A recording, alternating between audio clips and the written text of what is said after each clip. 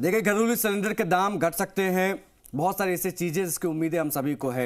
अंजलि हमारे सहयोगी दिल्ली से सीधा कनेक्ट हो रहे हैं, उनसे बातचीत करेंगे और समझने की कोशिश करेंगे जो बजट आ रहा है वो क्या खास इसमें होने जा रहा है। अंजलि, बजट आज पेश होने जा रहा है, अंतरिम ये बजट है, किस प्रकार के एक्सपेक्टेशन रखें हम सब कि बजट से आज क्या चीजें निकलकर सामने आएंगी?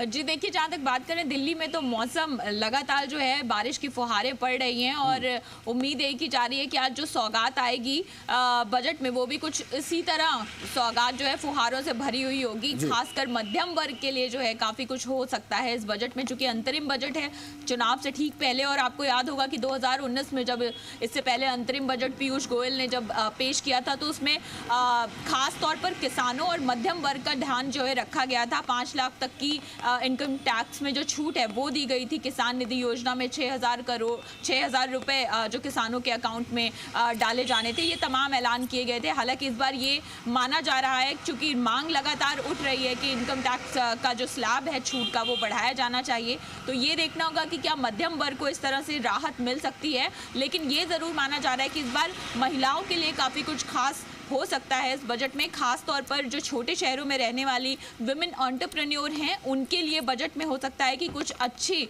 जो सौगात है वो सरकार पेश करे। इसके साथ ही साथ ग्रामीण क्षेत्रों में भी फोकस जो है वो देखा जाएगा, क्योंकि जहां तक बात करें अब चूंकि लोकसभा चुनाव से ठीक पहले ये इंटरिम बजट है तो ऐसे में कोशिश ये की जाएगी कि हर वर्ग का ध्यान जो है वो रखा जाए। तो इसमें महिलाएं हों, किसान हों, उद्यमी हों, सबके लिए कुछ ना कुछ होगा ऐसा माना जा रहा है। इसके साथ ही साथ जैसे इलेक्ट्रॉनिक व्हीकल्स को प्रमोट कर रही है सरकार, रिन्यूएबल एनर्जी को प्रमोट कर रही है सरकार, तो इन तमाम सेक्टर्स में भी माना जा रहा है कि काफ़ी कुछ बड़े ऐलान जो हैं वो किए जा सकते हैं। और इसके साथ ही साथ हर वर्ग का ख्याल जो है वो रखने की कोशिश की जाएगी।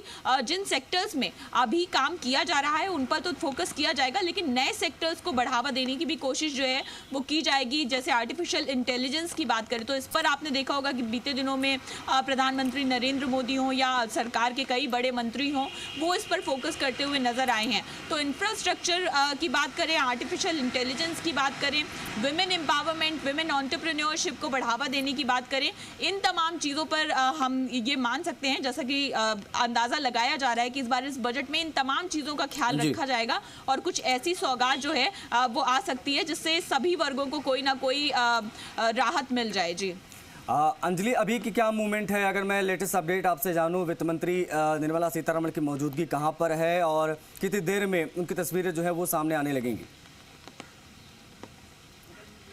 जी देखिए, वित्त मंत्रालय सबसे पहले निर्मला सीतारमण पहुंची हैं। वहां पर जो दोनों ही वित्त राज्य मंत्री हैं वो भी पहुंच चुके हैं। इसके बाद जो एक औपचारिक आप कह सकते हैं जो पारंपरिक तरीका होता है कि वित्त मंत्रालय में फोटो अपॉर्चुनिटी होती है, उसके बाद जो वित्त मंत्री हैं वो जाएंगी राष्ट्रपति के पास। वहां पर औपचारिक रूप से बजट जो है वो पेश करने की इजाज़त मांगी जाती है। वो इजाज़त लेने के बाद संसद पहुंचेंगी जहाँ पर एक कैबिनेट मीटिंग होगी और उसके बाद फिर तकरीबन 11 बजे जो है संसद में बजट वित्त मंत्री पेश करेंगी।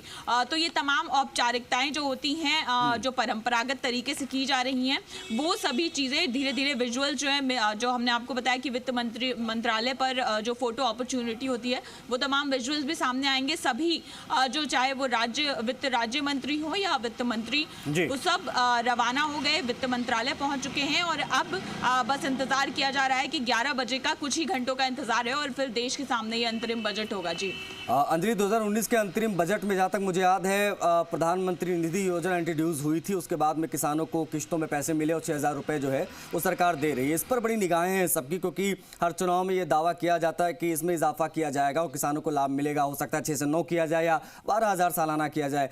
इसकी कितनी उम्मीदें हैं? दूसरी ये भी मैं इसमें एड ऑन कर दूँ, मैं चाहूँगा इस पर भी आप अपनी बात रख दीजिए कि कौन सी वो योजनाएं हैं, कौन सी वो घोषणाएं हैं दरअसल जिस पर आज नजर रखी जानी चाहिए? मोदी की गारंटी की बड़ी बात होती, क्या इसकी छाप भी नजर आएगी आज? बिल्कुल देखिए ये जो बजट होगा ये कुछ इसी तरह का होगा जिसमें हर मोदी गारंटी की छाप जो है वो नजर आएगी। चाहे वो महिलाओं का, जैसे मैंने आपको बताया कि उनसे उनके सेक्टर से जुड़े वुमेन जो एंटरप्रेन्योर हैं, जो महिला उद्यमी जो छोटे क्षेत्रों में छोटे शहरों में काम करती हैं, उनके लिए कुछ ना कुछ जरूर मिलेगा। और जैसा आपने किसान निधि योजना की बात की तो पिछले इंटरिम बजट में इसकी घोषणा की गई थी और इस बार माना जा रहा है कि इस बार भी बजट में कुछ इसी तरह का प्रावधान जो है वो किसानों के लिए आ सकता है जिससे उनको राहत पहुंचे, क्योंकि ग्रामीण क्षेत्रों में खासतौर पर किसानों को लेकर लगातार सरकार जो है वादा करती रही है। किसानों की आय दोगुनी करने का वादा किया गया था, जिस पर विपक्ष भी लगातार सरकार को घेर रहा है कि आखिर 5 साल में उस वादे का क्या हुआ। तो इन तमाम चीजों को पूरा करने के लिए, इन गारंटियों को पूरा करने के लिए क्या कुछ किया जा सकता है, आगे आने वाले समय में क्या वादे किए जा रहे हैं कि सरकार जो है अगर दोबारा बनती है तो किस तरह से आज जो बजट पेश किया जाएगा वो और ज्यादा एनफोर्समेंट के साथ अगली सरकार अगर बनती है, रिपीट होती है बीजेपी की, तो उसमें लागू किया जाएगा। तो एक वानगी जो है वो पेश की जाएगी इस इंटरिम बजट के जरिए। तो कोशिश यही होगी सरकार की कि ज्यादा से ज्यादा सेक्टर्स को इसमें सम्मिलित किया जाए। जी शुक्रिया अंजलि आपका इन तमाम जानकारियों को साझा करने के लिए। तो बड़ी चीज ये है कि अंतरिम